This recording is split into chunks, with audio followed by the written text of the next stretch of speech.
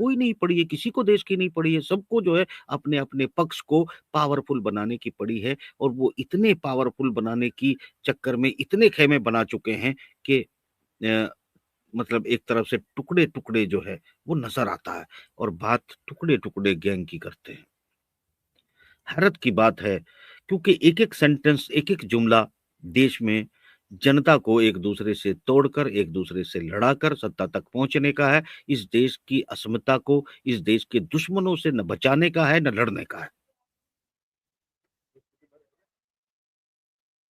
क्या हमें ये चर्चा अगर ये शऊर, ये बेदारी, ये अ, हमारे पास अगर कोई सिस्टम ऐसा होता कि हम देश के प्रति कमिटेड होते, तो हमें ये सोचना चाहिए था कि ऐसी क्या मजबूरी है कि हमने युद्ध को बीच में ही बंद कर दिया, अपना गोल अचीव नहीं किया।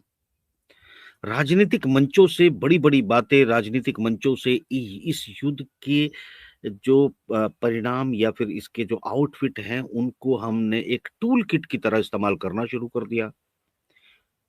तो फिर सवाल दुनिया में ज़रूर उठेंगे या बुद्धिजीवी ज़रूर सोचेंगे कि क्या ये सिर्फ़ एक राजनीतिक फ़ायदा उठाने के लिए जो है इस घटना को इस यहाँ तक लाया गया? क्या पाकिस्तान को ये पता है कि भारत में कब-कब पॉलिटिकल जो लीडर्स हैं, उनको कब-कब उन्हें ज़रूरत पड़ती है कि वो पाकिस्तान के खिलाफ जो है एक मोमेंटम तैयार किया जाए, ताकि चुनाव आ जाएँ और चुनाव के बाद जो है, वो जीत या हार का फैसला कर सकें और उसमें मुद्दा घरेलू ना हो, आधुनिकता ना हो, दुनिया के साथ कॉम्पिटिशन की सही लकीर ना हो और सिर्फ़ एक पाकिस्तान जिसको काफ़ी मेहनत के बाद एक नैरेटिव बिल्ड किया गया है, जिस नैरेटिव का कोई हल दुनिया में नहीं निकाल सकता, ना ही वो निकलेगा। अलबत्ता एक फ़ेक नैरेटिव, एक फ़ेक सपने लोगों को दिखाए गए और वो फ़ेक सपने आगे बढ़ रहे हैं, मगर वो सिर्फ़ सपने हैं, वो साकार होने वाले नहीं हैं। दोस्तों सवाल ये उठता है कि अब मैंने ये बात की है भारतीय जनता के वोटर्स के चरित्र की, नेताओं के चरित्र की, पक्ष और विपक्ष दोनों की। क्या आपको ऐसे लोगों को जो आज मैं अब आता हूँ उस हालात पर कि आपको इसमें कुछ लोग आपको सुन रहे होंगे कि ट्रंप के कह हो गया, विपक्षी पार्टियाँ कहेंगी कि ट्रंप के कहने से आपने युद्ध बंद क्यों कर दिया?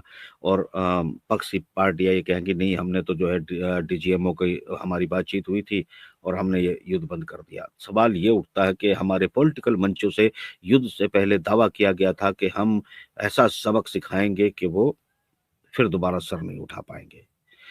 और जब हम युद्ध बंद करने के टाइम ऐलान के 20 मिनट के बाद से और अगले 2 घंटे तक फिर से जब ये दावा किया गया कि अब की बार अगर ऐसा किया तो हम सबक सिखा देंगे, तो 20 मिनट बाद से अगले 2 घंटे तक पाकिस्तान ने वो वायलेशन किया, ये बात साबित करने के लिए कि हमारी किसी भी नतीजे पर कोई बातचीत ना हुई है, ना हम केयर करते हैं कि भारतीय प्रधानमंत्री क्या कह रहे हैं।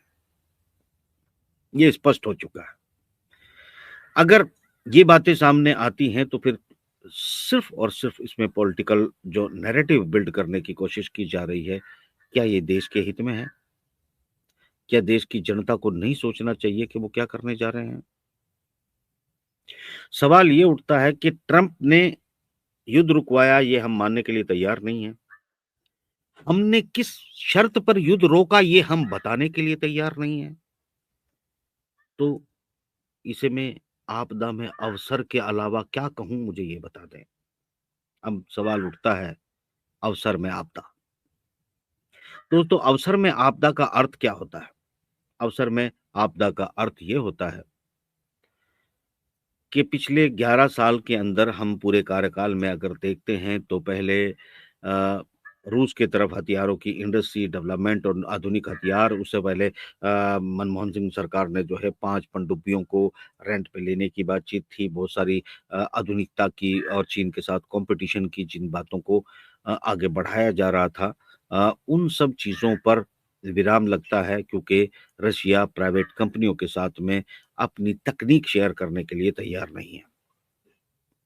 फिर हम पश्चिम की तरफ चले जाते हैं और पश्चिम की तरफ जाते हैं तो हमें चूँकि उसी दौरान, यानी मैं दिसंबर 2016 की ही बात कर रहा हूँ, उसी दौरान हम लोग S-500 को फाइनल कर लेते हैं 4.2 बिलियन डॉलर्स के।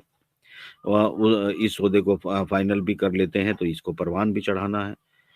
अब सवाल ये उठता है कि हम क्या हित साधने के लिए या क्या मामला करने के लिए, किस तरीके का हम पश्चिम की तरफ पूरी तरह झुक जाते हैं। हम चीन की तरह अपने औद्योगिकीकरण को बढ़ावा देने के बजाय हम एफडीआई की तरफ झुक जाते हैं और फिर हमें अमेरिकी कंपनियों से, दूसरी यूरोपियन कंपनियों से हम इन्वेस्टमेंट मांगते हैं और इन्वेस्टमेंट के नाम पर हमें हमारे बाजार खोल दिए जाते हैं, कंज्यूमर बाजार, जिसमें गुड एंड प्रोडक्ट्स जो है, जो कंज्यूमर, जो बाजार के तौर पर इनको ग्राहक बनाकर जो एक मुनाफा कमाने वाले इवेंट है, उनमें हम पश्चिमी जगत को शामिल कर लेते हैं। किसी बड़े आधुनिक फिफ्थ जनरेशन हथियार या एडवांस टेक्नोलॉजी में हम किसी को न शामिल करते हैं, ना अभी तक साबित हो पाया है। कुछ खबरें जरूर आती हैं, तो कुल मिलाकर ये है कि तेजस उस वक्त भी ट्रायल बेसिस पर तैयार था, मगर उसके बाद जो है आज तक हम तेजस को डिलीवर नहीं कर सके। हमारे एयर चीफ जो है इसकी शिकायत करते हैं कि हमें प्राइवेट प्लेयर्स को भी जो है देखना चाहिए। तो ये कहा गया, कहलवाया गया, इसके पीछे कुछ और मकसद भी हो सकते हैं, क्योंकि यहाँ जो अवसर में आपदा है, उस आपदा में भी अवसर है। तो सवाल ये उठता है कि ये उस आपदा के अवसर, ये आपदा क्यों है और आपदा में अवसर फिर क्यों आया है? क्योंकि ये अलग बात है कि अवसर में जो है वो आपदा क्यों आई है, ये मैं बात कर रहा हूँ। तो अवसर की बात ये थी कि हमें अवसर चाहिए था कि हमें S-400 भी लेंगे, रूस से तेल भी लेंगे, ईरान के साथ में व्यापार भी करेंगे, कुछ पैसा रुपए में भी हम पे करेंगे। ये तमाम चीज़ें हम अवसर में ले रहे थे और ये हम लेते हुए छूट ले रहे थे, जबकि अमेरिका या अमेरिकी सरकार, चाहे पिछला डोनाल्ड ट्रंप का कार्यकाल रहा हो या फिर जो बाइडेन का कार्यकाल रहा हो, इसमें ये अवसर हमें मिलते चले गए, जिसमें पश्चिमी जगत के साथ हमारा जो अमेरिका के साथ व्यापार या नीदरलैंड के साथ व्यापार, ट्रेड सरप्लस में हम जो आगे बढ़ते चले गए और हम पर कोई पाबंदी इस तरह की बड़ी नहीं लगाई गई, जिस तरह S-400 खरीदने पर तुर्की की पाबंदी लगाई, उनका लीरा जो है लीरम लीर हो गया, उनके हालात खराब कर दिए गए और यानी हम पे जो है कोई, आपने भी S-400 लिया मगर हमें पे कोई पाबंदी नहीं लगाई गई, हम पर छूट हमको दे दी गई, हमें सस्ती कीमत और वो भी उधार में रशिया से तेल खरीदने की छूट दे दी गई, उस पर भी पाबंदी नहीं लगाई गई। अलबत्ता ये हम अवसर लेते आए और अवसर हम शुरू से लेते चले आए कि हम रशिया के साथ भी अपने संबंध को बरकरार रखेंगे और पश्चिमी जगत को भी अपने साथ मिलाकर चलेंगे। ये अवसर हमें चाहिए थे। इस अवसर का जो नतीजा था वो आपदा थी। इस अवसर का जो आपदा नतीजा थी वो बार-बार पेंटागन से ऐलान किया गया। हमें हमने बेका साइन किया अमेरिका के साथ कि अमेरिका के साथ में इस तरह का हमने स्ट्रैटेजिक मुआहदा किया कि अमेरिका अगर यहाँ इस इलाके में उसका कोई हित है तो वो हमारे डॉक के ऊपर जो है, अपने हमारे पोर्ट्स के ऊपर अपने जहाज़ को डॉक कर सकते हैं, हमारे एयरपोर्ट्स का इस्तेमाल कर सकते हैं, हमारे यहाँ पर वो फ्यूल भर सकते हैं। तो इस तरह का एक हमने समझौता भी किया। ये अवसर जो है उसका एक आपदा का पक्ष था। जो अवसर हम ले रहे थे, ये उसमें जो एक आपदा थी वो था। हम इसे स्ट्रैटेजिकली किसी भी तरीके से जस्टिफाई करने की कोशिश करें, हम वादा कर चुके हैं कि हम अगर वो यहाँ डॉक करना चाहेंगे तो हम नहीं रोक पाएँगे। सवाल ये उठता है कि उसके बाद हम क्वाड में शामिल होते हैं, यानी हम अपने तमाम पड़ोसियों को खोते चले जाते हैं। कुछ बेनिफिट जिसमें हमारे 2 बड़े व्यापारी घरानों को बड़ी छूट देकर उनके साथ में कुछ बड़े अमेरिका के और यूरोप के बड़े व्यापारियों को पार्टनर बनाया जाता है, इन्वेस्टमेंट किया जाता है।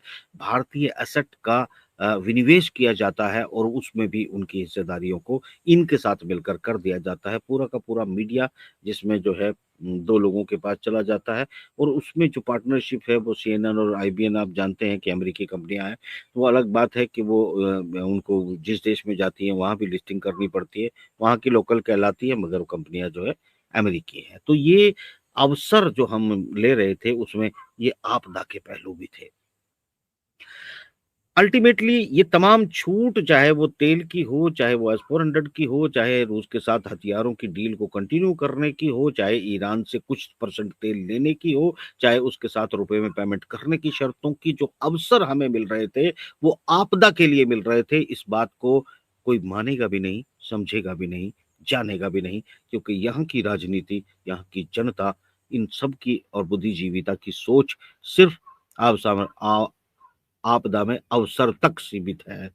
अवसर की आपदा में कोई बात करने के लिए तैयार नहीं है या बात करने के लायक नहीं है। दोनों में से एक